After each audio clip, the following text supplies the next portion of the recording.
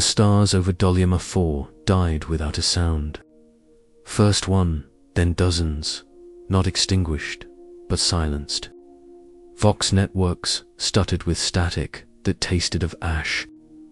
An orbital listening auger aboard the Vigilance-class frigate, Sanctified Vow, caught it first, not with data, but with dread. A pulse, ultraviolet and low, rippled across void space like a heartbeat too vast for anything less than a star god. Tech priests gathered around the Auspex arrays like penitents at a shrine, their augmetics buzzing erratically as error codes streamed across data slates in a dialect not logged in any Mechanicus archive. One of them began to weep oil.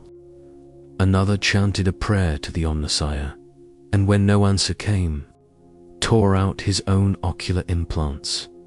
By the time the Vow sent a missive through the astropathic choir, half of its bridge crew had deactivated themselves by command override. The coordinates were simple. A single system, uncharted, nestled like a cyst inside the veiled region. There should have been nothing there. No forge worlds, no warp storms, no stellar bodies of note. Yet somehow, everything was gone. The Vow did not survive long enough to transmit what it saw when it arrived. Only a burning symbol, not of chaos, not of the Imperium, something else. Something ancient and alien and clean. The shape of hope, inverted into horror.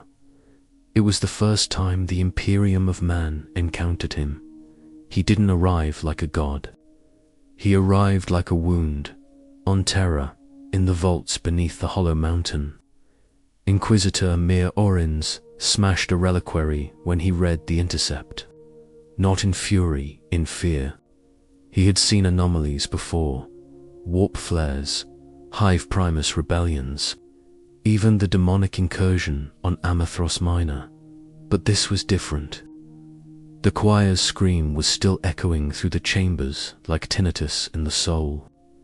16 sanctioned psychers dead in unison, their skulls cracked not from explosion but implosion, as if something drew their minds inward and then erased the direction they had come from. The sigil repeated, over and over, burnt into their remains. A simple S-read stylized. Orins had seen something like it once, not in Imperial archives, but in the personal effects of an Ordo Xenos operative who had gone rogue investigating pre-heresy Earth Archaeotech.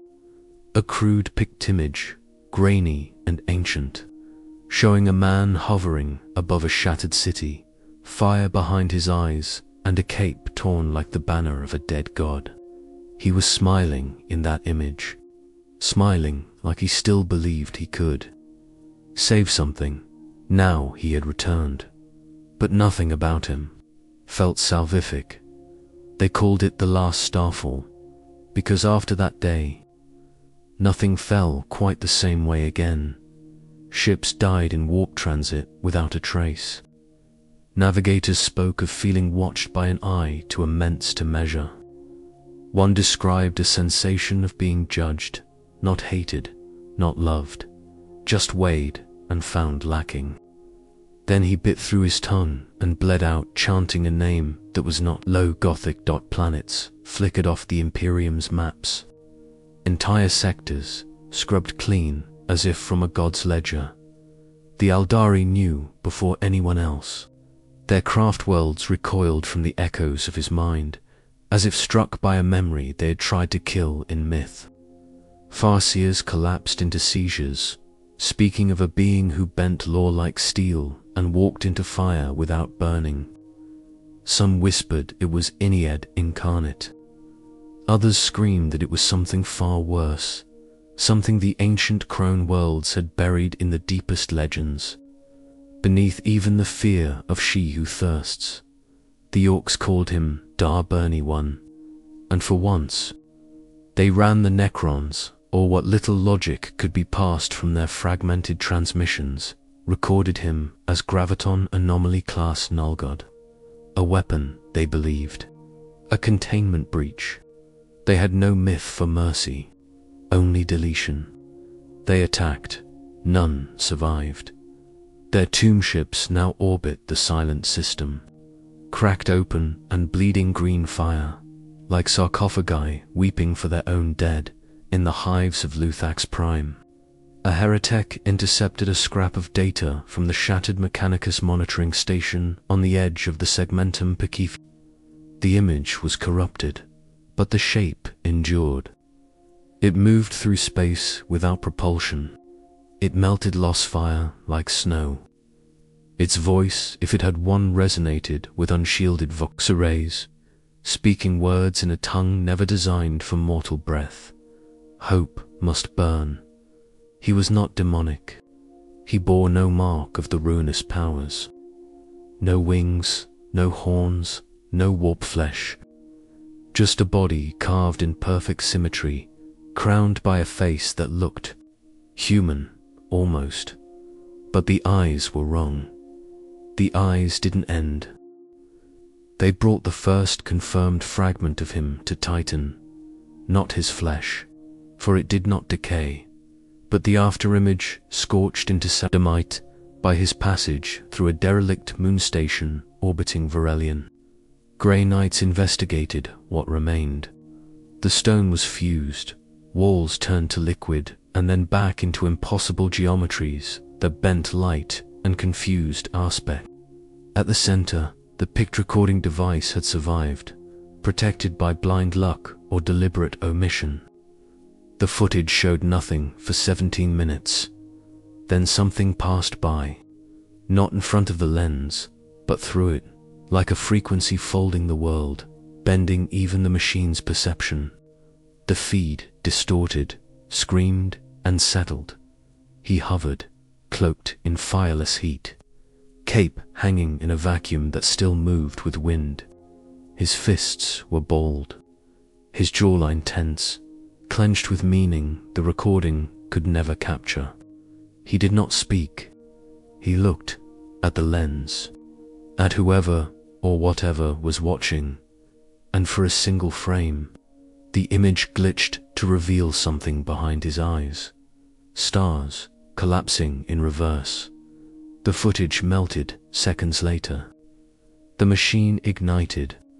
The server skull scribed a single line in binary across the walls before its systems failed. He sees us. The High Lords of Terror did not speak his name.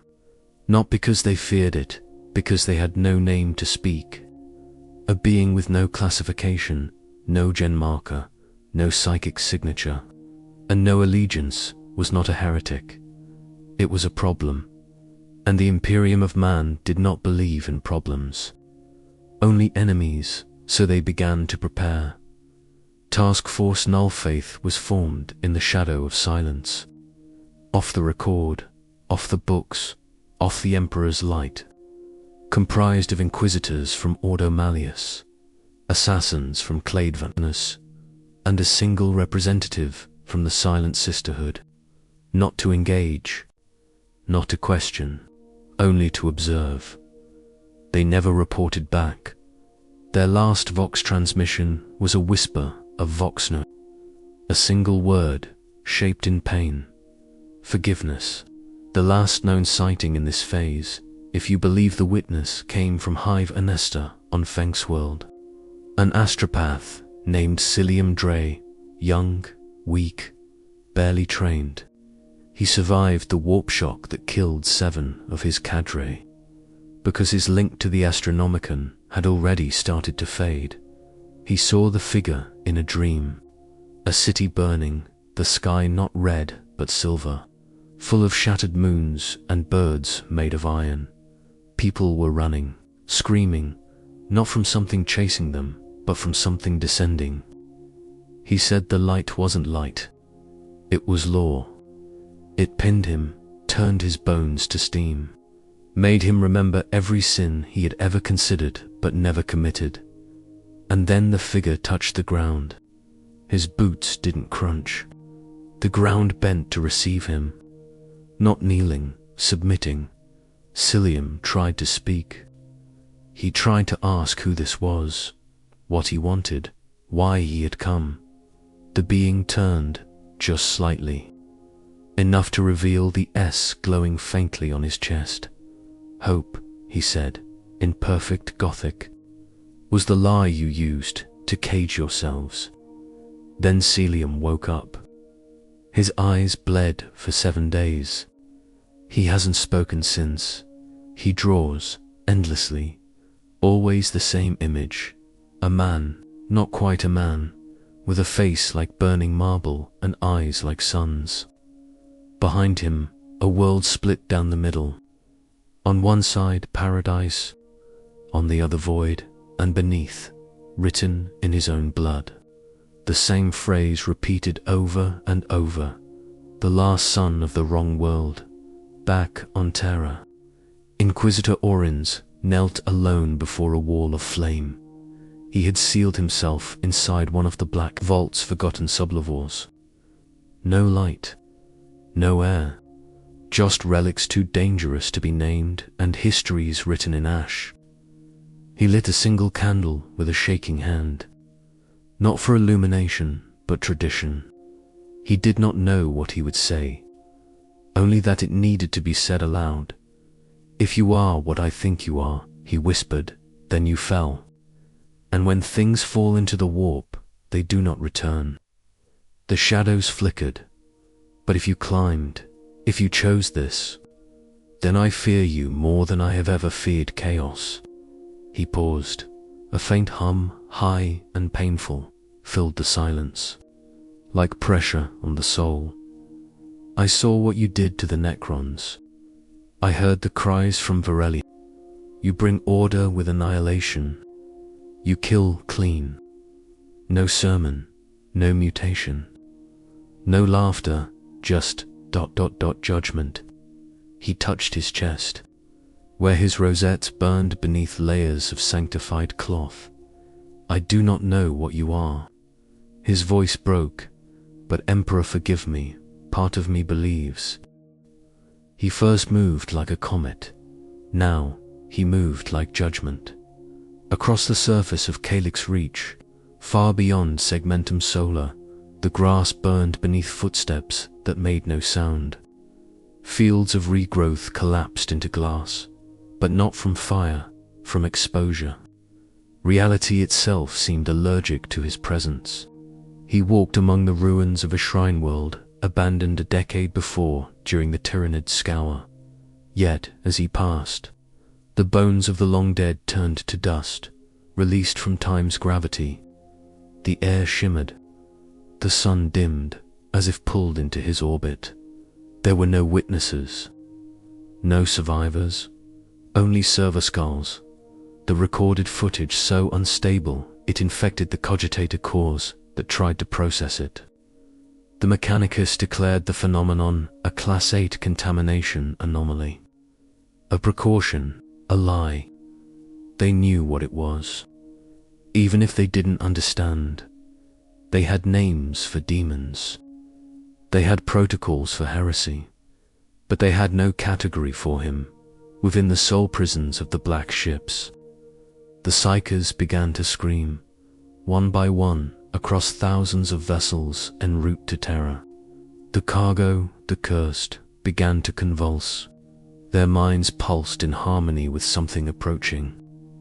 Not a scream, not a laugh, a single note, constant and rising, like a cathedral bell forged from pain and physics. Some began to speak in unison, not in chaos tongue, not in Gothic, in a language they should not have known. Truth bends, justice rises, flesh fails, gravity remembers. Their handlers tried to sedate them. The most experienced overseers, hardened veterans of warp madand wretches, reported peace in the eyes of those speaking. Not torment, not rage, peace. Then their hearts exploded in rhythm across the segmentum. A fleet of 29 black ships ceased function within a 12-hour span. Astropaths traced the disruption patterns and came to a silent, Unshareable conclusion. They were not being attacked. They were being silenced. On the throne world of Celaton V, the noble class awoke to find their world already changed. The Imperial Aquila above the Spire Cathedral had been split down the middle, not by tool or heat, but by pressure. A force applied with such absolute precision it did not ripple through the rest of the structure. The palace sensors did not register a single intruder, not even movement. But every picked capture now contained the same phenomenon, in the background of every frame. Even those taken before the date of the incident, a blurred silhouette stood behind the throne, as if it had always been there. Watching, the Adeptus Arbites were called, then dismissed. The evidence was too strong, too impossible.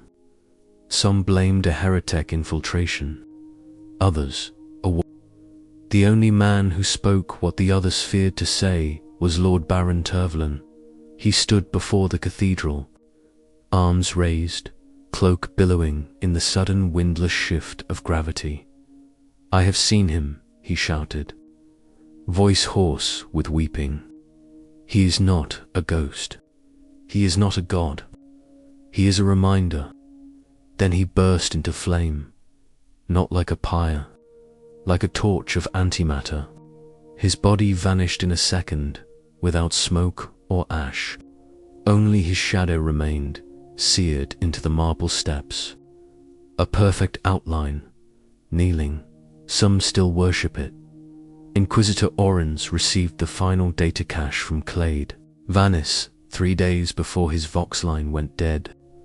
It contained a single pict, no location, no timestamp, no metadata, a ruined world, bleeding rivers, a sky full of stars, and none shining, and in the center, tall and immutable, stood the figure again. No cape, no crown, only the bare mark of the S, now glowing with faint crimson energy, and eyes fixed downward on something the frame didn't show. Oren's studied the image for hours until he realized what was wrong. The stars behind the figure were moving backwards, and the figure, though still, was not still at all. With every second he stared, Orenz's mind reconstructed something wrong with the space the being occupied. Not a location, a direction. He wasn't just in the warp, he was pulling it with him. The galaxy no longer wondered if he was real. It began to wonder how long it had before he remembered who he used to be, and whether that man could ever be reached, because something deep in the bones of the universe trembled when it looked upon him, as if the laws of motion themselves recoiled, as if gravity itself did not bend around him out of obedience, but fear. There are worlds in the Imperium where silence is a virtue. Shrine worlds, death worlds, worlds that have forgotten their own names beneath layers of ash and prayer.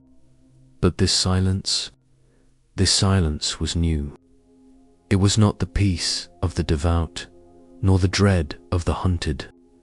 It was the hush before collapse, not because sound had failed, but because reality was listening. It began on Dravix Mortalis, a minor mining world in the Ultima Sector, known only for its deposits of cryoslag and a local superstition involving twin suns. A world too unimportant to be noticed. But on the 42nd night of the new cycle, the twin suns did not rise. Not because they were gone, because the sky itself refused to reflect them. When the Magos Administratum attempted to recalibrate the orbital auguries, they found nothing wrong. The suns burned. The orbit was sound. The problem was local, planet-wide, as if something had wrapped around Dravix, cloaking it in a veil of perception no machine could pierce. The people did not panic. At first, then came the silence. No birds, no wind, No echo from footfalls in the streets of Hivekrin. Vox units crackled, but no voices emerged. Even the Emperor's name, when spoken, vanished before reaching another's ear. Only one form of communication remained: thought, uncontrolled, bleeding, shared. They began to dream the same man. Eyes like suns, voice like steel turned soft. He said nothing. He only judged. 3 days later, everyone on Dravix Mortalus was dead. There were no signs of violence, only dried tears, broken mirrors, and a single word etched into every surface capable of bearing it. She, the ecclesiarchy, tried to bury the incident, called it a psychoplague, dispatched redemptionist flame crews to incinerate the entire moon. But the data had already leaked into the lower cults, and the cults did what they always did. They sang across Hive City vaults and sewer shrines. A new litany began to spread, not against chaos, not for the Emperor, but to something else he had no name. So they gave him one: the Red Sun.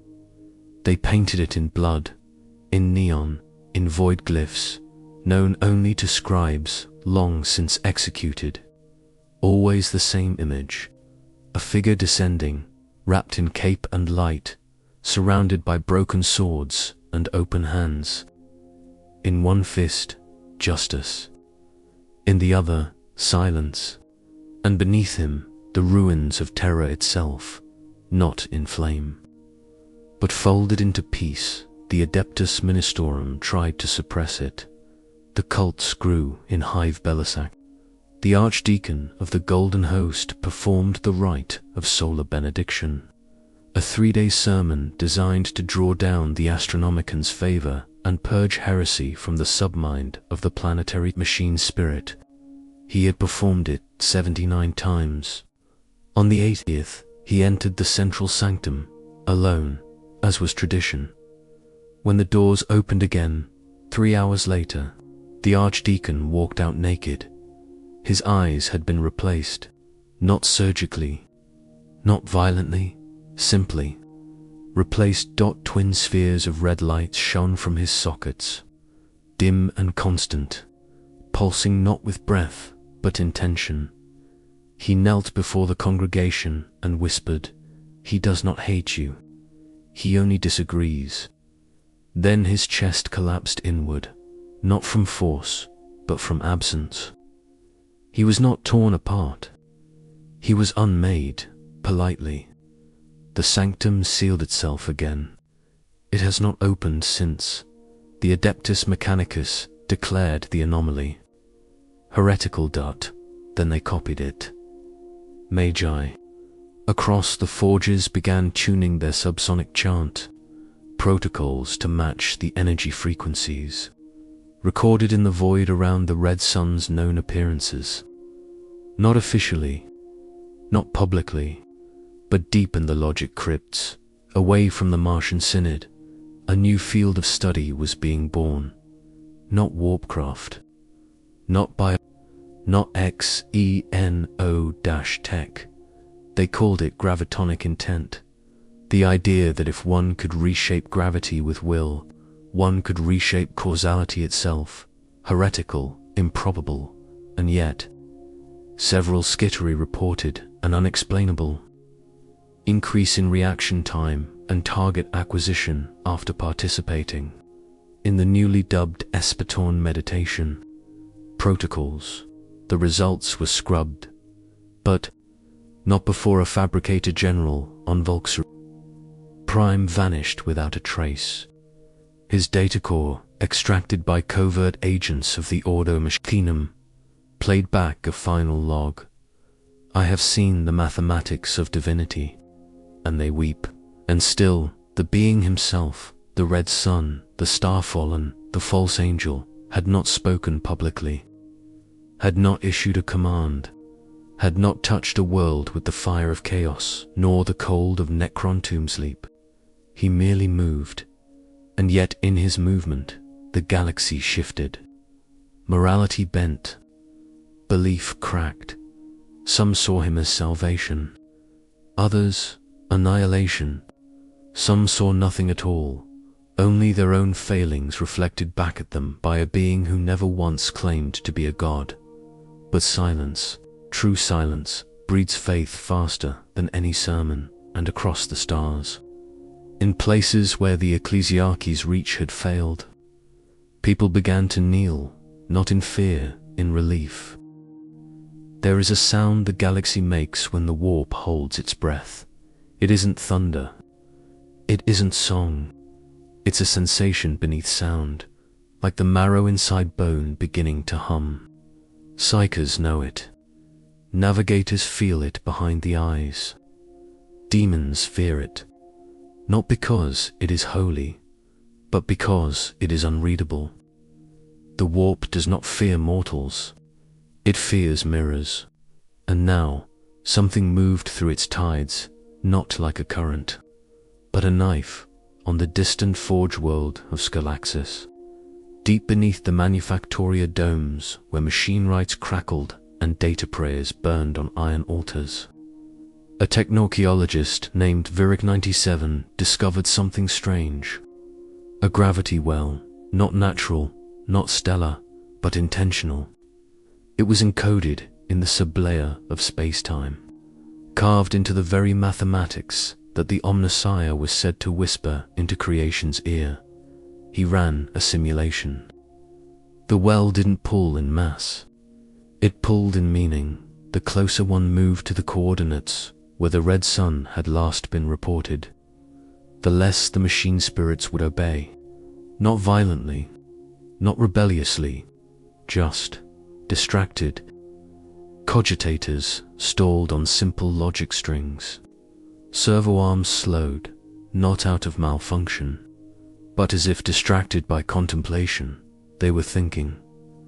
The ecclesiarchy fell into chaos in every system touched by rumor. Half called it heresy, half called it confirmation. What was the emperor, they asked, if not a being beyond mortal form who came to bring justice through sacrifice? And if another had risen from the stars, powerful, pure, and filled with righteous wrath, could he not be the second coming foretold by the lost catechisms? Others spat on the idea. The red sun was not of terror. He bore no scars of his crucible. He spoke no scripture. He wore no sigils but one, and it was not the Aquila. It was the S, old, stylized, foreign wrong dot. In truth, even the cardinals no longer agreed on which heresies still mattered, because the red sun had not destroyed any shrines. He had only stood near them. And when he did, the statues of the emperor would crack, not from malice, but from resonance, as if the stone knew it had seen something more true than what it had been carved to resemble. Some began replacing them, quietly, secretly. Stone lips were smoothed. The face changed. The sigil repainted. Then entire chapels went dark. Among the Adeptus Custodes, the silent shields of the emperor, himself one warrior sat alone in the tower of Hecaton, shield captain Tiberian Folks, gold-clad, peerless, bearer of 1,000 years of perfect service. He had slain traitor He had guarded the golden throne while gods screamed in its shadow. And yet now, he could not sleep. For the first time in his long life, he dreamed. The dreams were not nightmares. That would have been easier. They were visions, clean, cold. They showed him terror as it might have been, free of chains, free of decay, burning not in pain but possibility. A world ruled not by silence and bureaucracy, but by a voice that had never known failure, and always, at the center, stood him, not the emperor, not a god, the red sun. He never spoke, he only waited, and Tiberian began to ask questions no custodian was ever meant to ask. Not about loyalty, but about truth. What if the thing he had protected all this time was not wrong, but simply incomplete? What if this was not betrayal, but evolution? He requested transfer to the edge of Segment Obscurus. He said nothing to his brothers. He merely began to walk toward the echo of the The Astra Militarum could not respond to the crisis because it had no shape. No army, no invasion, no demands. How do you prepare a force for a presence? How do you defend against silence? Entire regiments began to fall apart without contact. Some simply stopped receiving orders. Others received conflicting missives from commanders who had been dead for years. On Garnix Beta, the 501st Vostroyan died in perfect formation, not from enemy fire, but from spontaneous myocardial collapse. Autopsies revealed perfectly healthy organs, no toxins, no signs of warp interference. But each heart, when dissected, had a strange burn. A Shape and S.1 commissar survived. He had been in the field latrine. When asked what he saw, he wept and said, "Mercy." When interrogated further, he smiled and bit through his own throat. The Red Sun still had not spoken. And yet, across 1,000 worlds, new commandments were being etched in flesh and fire, not from his mouth, from his absence. In the libraries of Lost Cadia, what little remained, bound in encrypted vault stones floating among the debris fields. Like ossified prayers, a data lexicon finally cracked its own silence. Not from signal, from gravity. It began to vibrate, not tremble, not fail. It responded as if some unseen frequency had triggered subroutines never meant to awaken again. Glyphs unrolled across the obsidian screens in a dialect older than Imperial Gothic. A language so ancient it predated the rise of the Imperium itself. The message was brief, unmistakable. He is the one who survives godhood. The data savant who discovered the message was later found, wandering the derelict void crypts naked, muttering numbers that didn't exist. When the last of his mind slipped away, he spoke only one final phrase before his heart stilled. Not a god. The correction on the shrine world of Belaris Ike. The conflict came to flame. A cardinal known as Hyvox Vernac stood before a congregation of 50,000 souls in the Grand Basilica and denounced the heresies of the so-called Red Sun. His sermon was long, fiery, and full of ancient scripture until it wasned single quotes to midway through his address. His voice cracked, not from emotion, from failure. He paused, cleared his throat, continued. It happened again. This time, his words bent, curling mid-air into meaningless vowels and shattered syllables. The acolytes froze. The pick screens distorted. Vernac tried once more, and the words turned into a scream. It did not come from his mouth. It came from every mouth in the audience, echoed 1,000-fold, involuntary and raw. Not pain, not rage, loss. The sound a soul makes when it realizes its gods have lied. A single man rose from the pews. His face was unremarkable, his body frail. He walked down the aisle and climbed the dais. Vernac backed away, but could not flee. The man looked at the cardinal and held out his hand. There was no weapon, no threat, just a quiet invitation. Vernac took it, then both of them evaporated, not torn, not slain, but lifted from this reality like names erased from a page. In the days that followed, a new symbol was etched into the cathedral's pillars, not in paint, In light, the S again, but now ringed in gold. From that day forward, ecclesiarchal sermons began to falter across the segmentum. Preachers forgot their lines. Choirs lost their harmony. Some pulpits collapsed beneath invisible weight. It wasn't sabotage. It wasn't rebellion. It was gravity, not literal spiritual. A force pulling attention, belief, or away. The red sun had still spoken no law, declared no war, and yet, every time his name was denied, something broke, and every time it was whispered in reverence, something healed in the depths of the librarious archives on Macra. Chief Archivist Pellinet read a passage from a forbidden fragment of the Lectitio Divinitatis.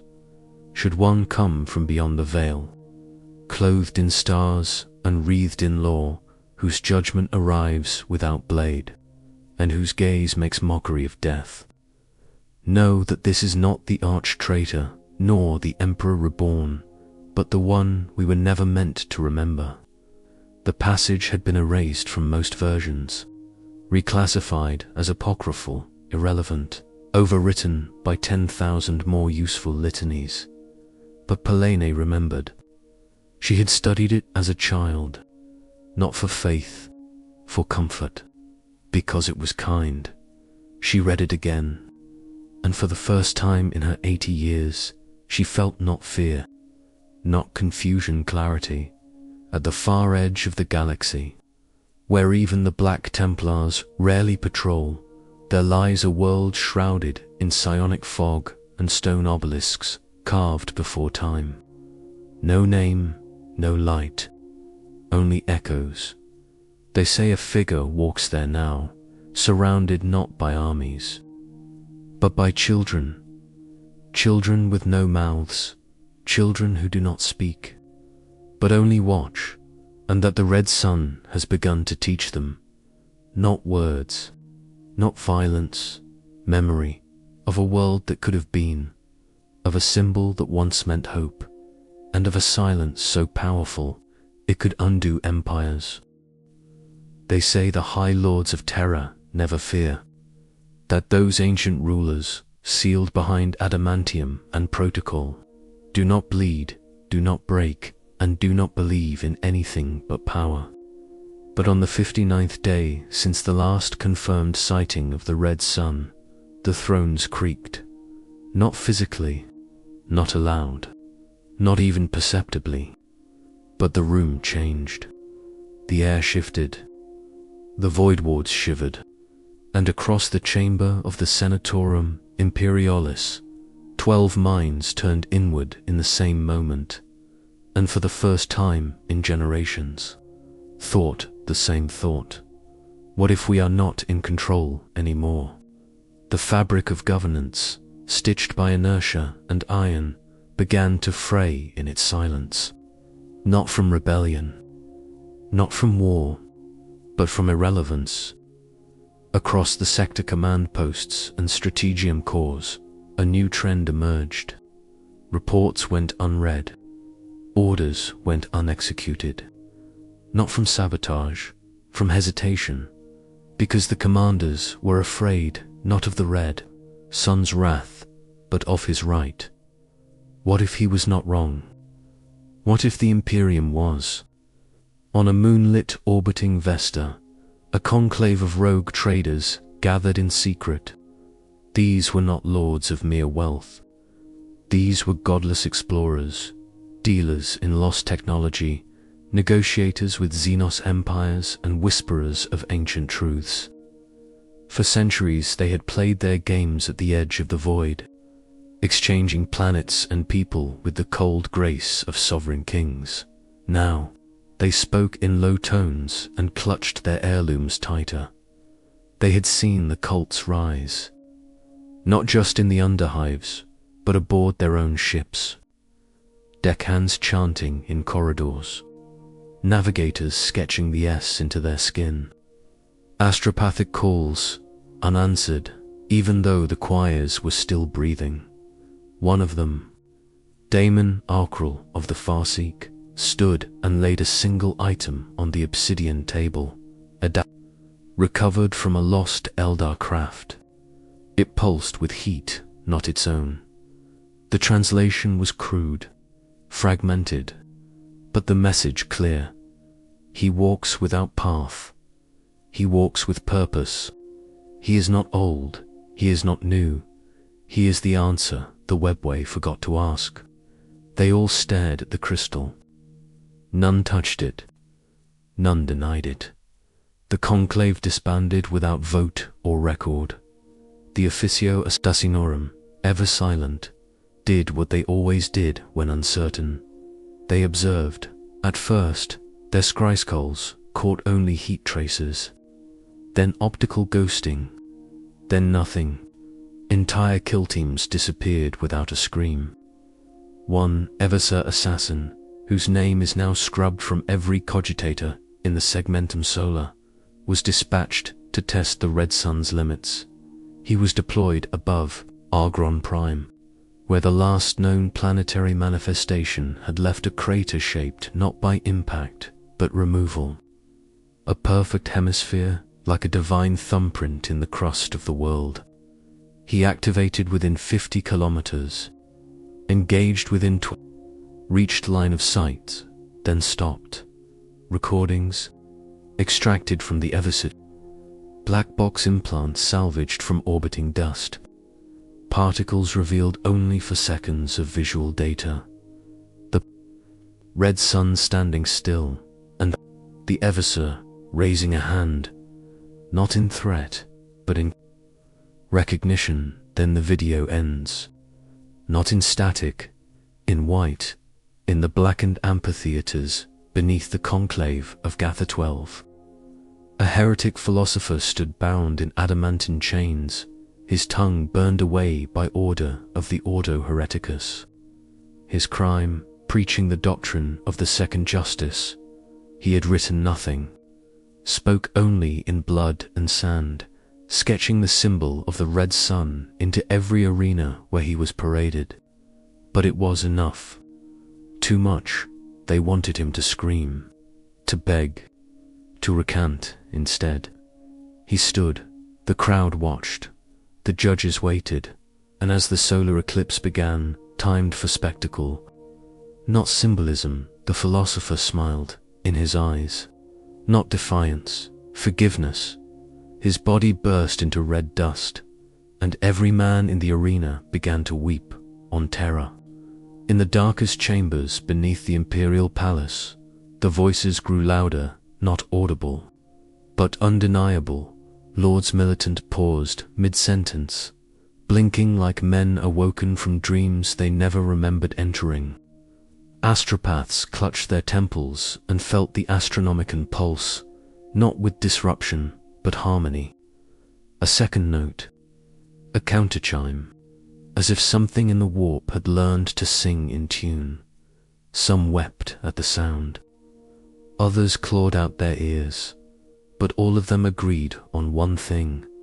They had never felt the Emperor doubt until now. They tried to kill the idea of him before they tried to kill him, not because it was more effective, but because it was safer. Ideas cannot retaliate. Ideas do not float above ruined cities wrapped in silver flame. And ideas, unlike gods, can be rewritten. So the High Lords called it a psyche anomaly. They scrubbed the records, replaced sightings with fabricated demonic incursions. They authorized mass cullings of entire hive sectors where the cult of the Red Sun had taken root. They purged preachers and printers alike, ordered the Officio Lugis to flood the data streams with falsified miracles from more acceptable saints. But the truth had already metastasized, because the Red Sun had never once demanded belief. He had simply arrived. And in the eyes of those who saw him, he made belief feel reasonable across the segmentum. A crusade fleet under Cardinal Solmia was rerouted mid-warp after an unanticipated Psychic backlash flared through the Geller fields. The fleet chaplains had been preaching against the heresy of S-worship, reinforcing dogma with sanctioned executions and compulsory communion rites. But the Red Sun does not speak through doctrine. He speaks through results. When the fleet emerged from the warp, 3 ships were simply missing. Not destroyed, not damaged, just gone. No distress beacons, no debris. The remaining vessels floated in a pocket of silence. Vox was dead. The stars were wrong. Not alien, familiar. Too familiar. One by one, the crewmen began to see him. Not directly. In dreams, reflections, in the moments before falling asleep. Some cried, some screamed, some simply knelt. By the time the fleet returned to known space, their chain of command had fractured. The surviving cardinal had carved the S into his own chest and issued a final order. All thrones break, but only one rises again. Then he vented himself into the void without a suit. The crusade was disbanded without public comment. Back on Terra, the Senatorum grew quieter by the week. No new campaigns were approved. No edicts issued. A kind of spiritual rot had begun to spread through the bureaucratic body of the Imperium. Not fast, not visible, but fatal, because it was not born of cowardice. It was born of doubt. What is the point of governing a galaxy that might already have chosen something else? Something better? Even the most dogmatic lords, even those who had bled for the Imperium's survival, began to feel the fracture beneath their feet. It wasn't treason. It wasn't conversion. It was a slow erosion of the idea that the current way was the only way. And in that absence, the Red Sun stood, not with an army, not with a sword, with gravity. The Black Templars, who had never once hesitated to burn heresy where it stood, found themselves strangely adrift. Entire patrols deployed to investigate cult activity in Red Sun zones returned with incomplete memory logs. Some could not even recall where they had gone. A handful returned changed, not corrupted, but quiet. Marshal Draven of the 92nd Crusade Line issued a full planetary cleanse order after a dream in which he saw the Emperor turn his back, not in betrayal, but in sorrow. He died the next day, his armor crushed inward, though he had not been in combat. The serverlog showed him standing still for 11 minutes before simply folding, as if something had realigned the very atoms of his frame. His final Vox recording played 2 words: he waits elsewhere. A lone librarian of the Blood Angels named Aphiel broke from the chapter and traveled to the ruins of Cadia. No order, no permission.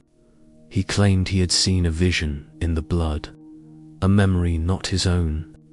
He said he had witnessed another world, clean, perfect, ancient, fall into flame. Not from war, from hope. From hope. When asked to explain, he only said he was the last son. And you left him? They tried to detain him, but when they reached his stasis cell, it was empty. Not broken. Not unlocked, empty. The only trace remaining was a heat shadow, in the shape of a man with a cape, burned into the floor, facing outward as if ready to fly. There is a moment in every collapse where the weight of what was becomes heavier than what is. The administratum doesn't record that moment, because it cannot. Bureaucracy cannot feel the moment it dies, but the people can.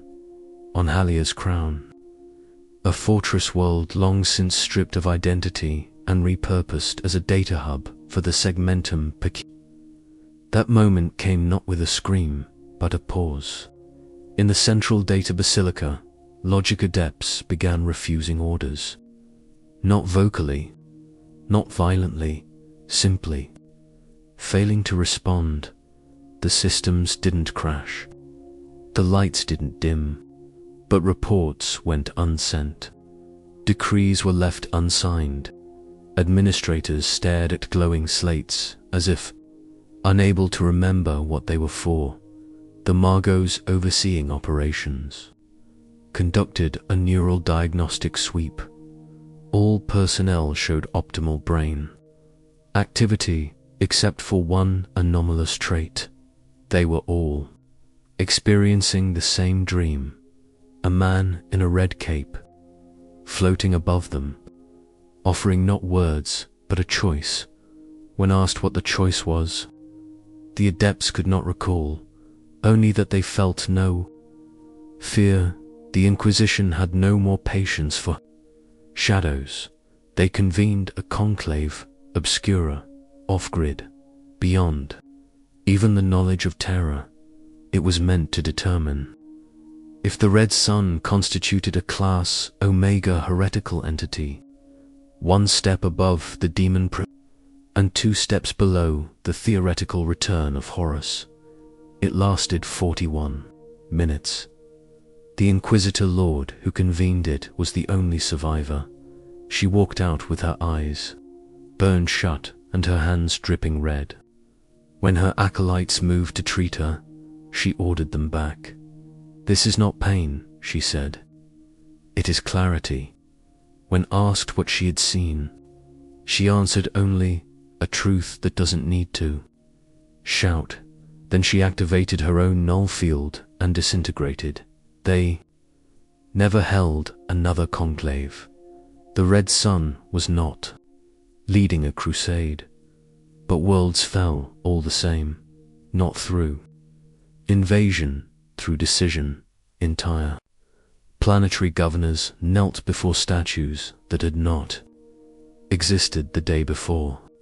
Their Vox recordings went viral before they could be scrubbed, messages full of trembling awe, of joy so raw it bordered on agony.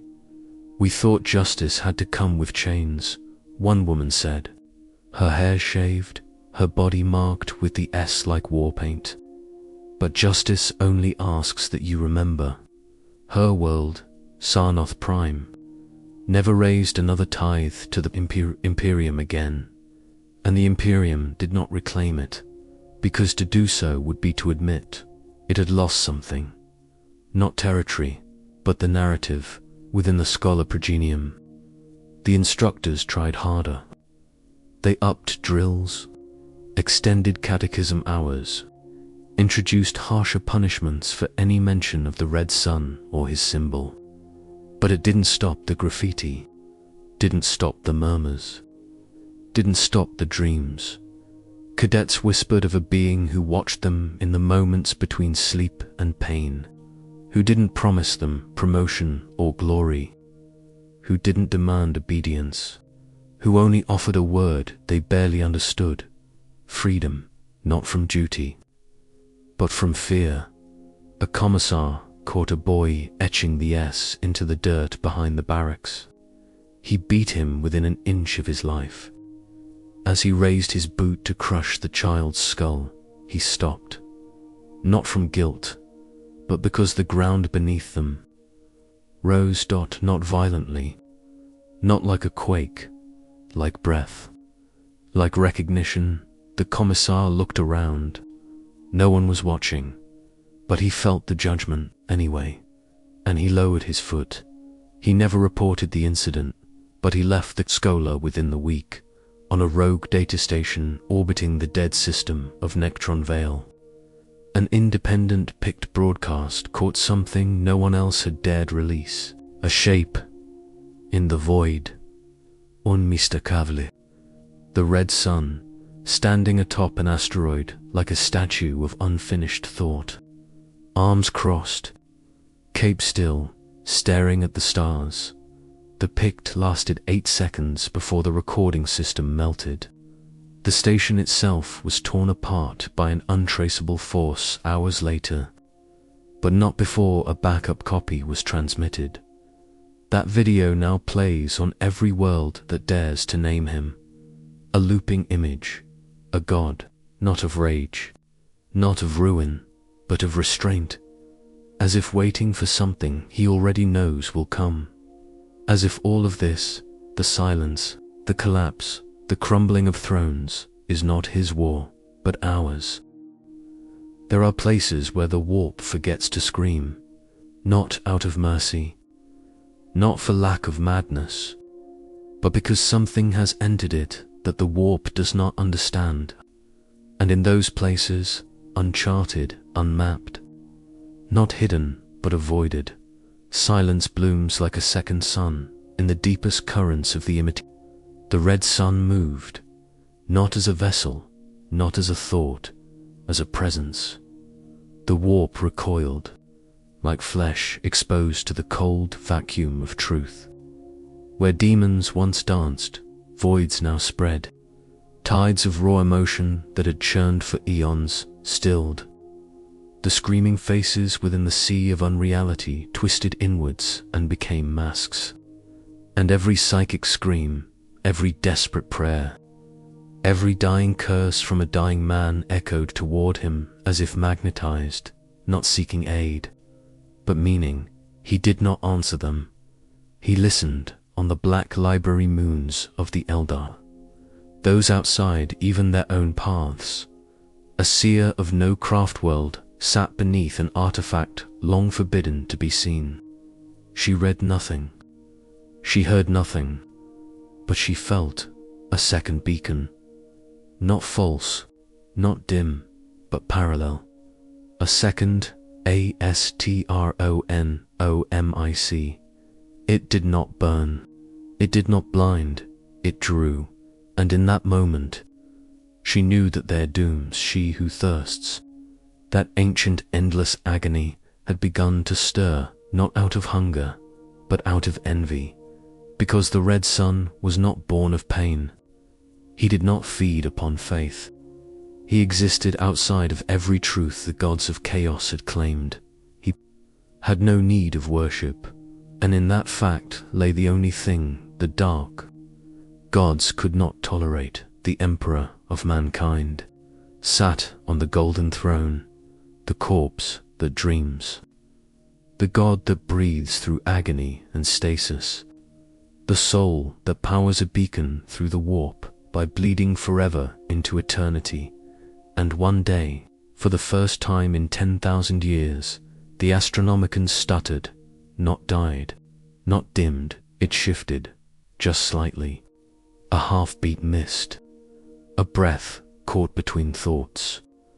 Thousands of psychers sacrificed daily to keep it alight, spasmed in unison, and for 7 seconds, every single one of them stopped screaming. They smiled, then they died. The Adeptus Custodes guarding the Sanctum Sanctorum did not move, but they felt it. Not the tremor in the light, but the change in direction, like gravity re-aligning, not away from the Emperor, not toward chaos, but across from that moment forward. Psychers across the galaxy began reporting the same phenomenon. Not visions, memory, but not their own. Memories of a world that never existed. Blue skies, endless cities, a sun that gave without taking, a man in red hovering above a dying woman, whispering something that was not prayer, not command, but love. A courtroom, a battlefield, a house with no doors, always the same man, always that symbol, and always in the end, the moment he fell, but not from betrayal, from choice. The librarians of the Ultramarines formed a conclave, not to study the red sun, to survive him, because every page of every codex began to weep ink when his name was written. Not metaphorically, physically, as if reality itself rejected categorization of what he had become. Not because it was false, but because it was incomplete. One librarian, Calvin Mann recorded a vision during meditative trance. He stood on a world made of memory, beneath two suns, one gold, one red. Above him floated not angels, not demons, but judges, and the red sun walked toward them, carrying a child made of light. As he passed, each judge turned away, not in shame, in deference. Mann awoke screaming. He swore an oath to silence, then burned his own codicier's robes and walked into the deepest desert of Macragge, never to return. The warp is change. It is lies made flesh. It is the screaming echo of every soul too broken to die, and yet something was happening within it, something new, a stillness, a reshaping, not through fire, through presence. The red sun did not command the warp. He reminded it of what it once was, possibility. There was a station not listed on any Imperial chart, not claimed by any Forge world, not spoken of by any tongue that still feared death, orbiting a black star whose name had long since been forgotten. It was called Solemn Ark, and it had been abandoned since before the fall of Prospero, except it wasn't empty dot within its shattered hull. Drifting through frozen void and locked between dimensions, servitors still labored. Engines hummed that hadn't drawn fuel in millennia, and in the very center, sealed in stasis beneath 8,000 layers of no matter weave, lay a fragment, not of the warp, dot of him, a single flake of cape, no larger than a palm, preserved not in stasis because it was fragile, but because it wasn't, because the moment it touched air, even dead air, it began to sing, not aloud, not with voice, with truth. Every soul who heard it broke, not in pain, in grief, because the melody buried in that impossible relic was the sound of a man who could have saved everything, and wasn't allowed to, not because he failed, but because we never gave him the chance. And still he did not hate us. The demon worlds began to crack. It started in the eye of terror.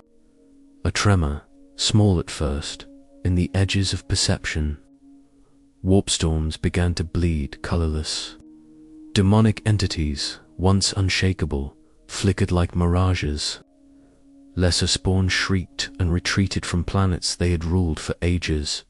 One of the greater demon princes, Krelter, the Unbegotten, attempted to speak his true name aloud upon his throne of teeth. It dissolved, the teeth, the throne. The name he tried again, and this time his mouth disappeared.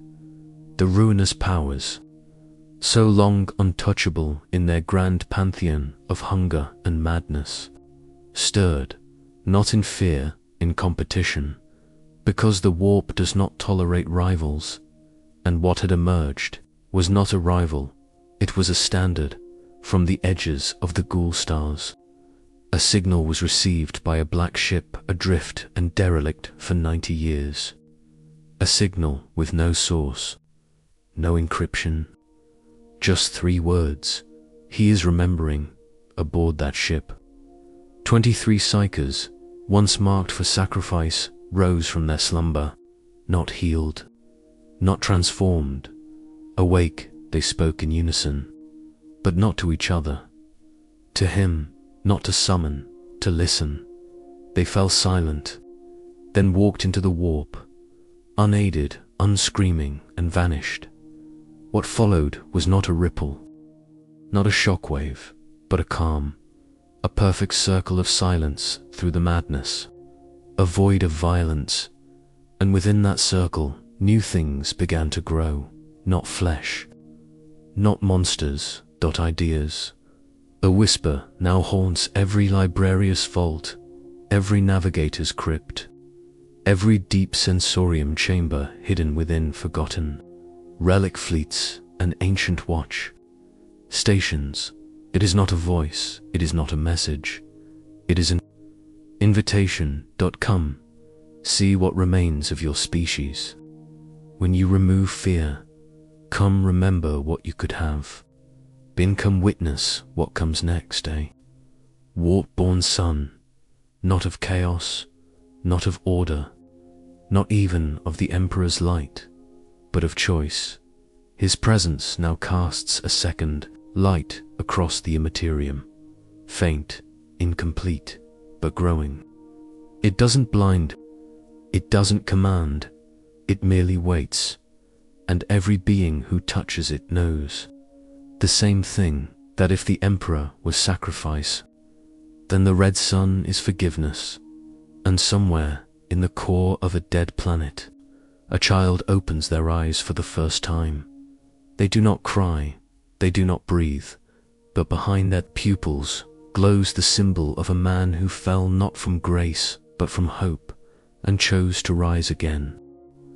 There is a psalm lost to time, carved into the oldest stones of terror.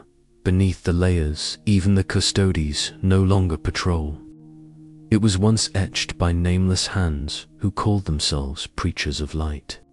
Before the light had a shape, before the Emperor rose, before the stars were tamed, it reads, when the stars forget their names and the gods forget their faces, one shall return, not as wrath, nor as mercy, but as the thing that precedes both, the last sun, the first silence, and in him shall the lie of order be undone. No one remembers who wrote it, but now billions believe it. Across the length and breadth of the Imperium, the silence becomes an atmosphere, a pressure behind every thought. Voxcasters that once blared endless propaganda now crackle with half-formed transmissions of unknown origin, single syllables, half-laughed prayers, sometimes just the sound of wind passing through a cape no one can see. Entire hive levels have gone quiet. Not dead, not destroyed, just quiet. Cities where the people speak only when needed, where art begins to replace law, where sentries put down their arms, not out of treason, but because the need to guard something is no longer instinctive. Something else is guarding them, not with fists, with presence, in orbit around a forgotten moon in the eastern fringe. The Imperial Navy attempts a demonstration of force. 17 capital ships, 5 Titan dropships, an entire strike force formed to reassert control over theological infection. When they emerge from the warp, they find the planet missing, not exploded, not eradicated, just not there in its place, a perfect sphere of light, held in orbit by nothing, emitting no heat, and casting shadows where there is no surface to block. One admiral opens fire. Nothing happens. The moment the guns stop, every crew member aboard his vessel loses consciousness for precisely 1 minute and 17 seconds. When they awaken, they are crying, every one of them, no memories, no explanation, just grief. Grief for something they cannot name. They withdraw. No order is given, no one questions it. And at the heart of it all, of this quiet revolution, this galactic reshaping of emotion, faith, and physics, he waits, still, alone, not above a throne, not upon a spire, but in orbit over a world that cannot be named, hovering above a sea that reflects no light. He no longer breathes, he no longer moves, because he no longer has to. The galaxy moves for him, and yet the only expression on his face is sorrow, as if this is not what he wanted, as if he still hopes someone, anyone, might choose something better before he has to choose for them. And on Terra, buried deep beneath the throne, a flicker passes through what remains of the Emperor's soul. It is not fear, it is not rage, it is not recognition, a father remembering, a son who never called him that, a God remembering the only being he ever thought might have stood beside him, not below him, and perhaps, if one believes in such things, a regret because the Emperor broke the galaxy to save it. But this one, the Red Sun, he is unbreaking it, not with swords, with silence.